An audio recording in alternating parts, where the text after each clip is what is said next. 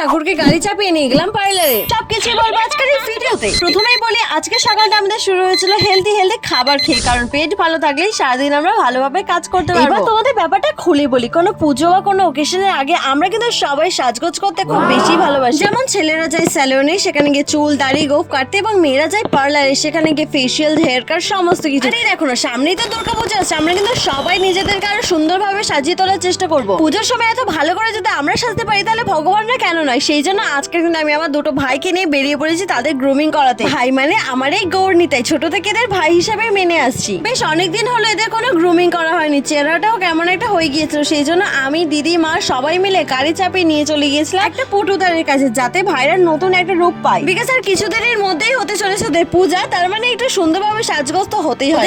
এলাম রেডি হওয়ার জন্য, এবং বাড়ি ফিরে আমি কিন্তু গাড়িতে খাবার নিয়ে বসে পড়েছি। তার মধ্যে দেখো এই লাইটটা কেমন আপ ডাউন করছে, পুরো একটা হরর সিনেমার মতো।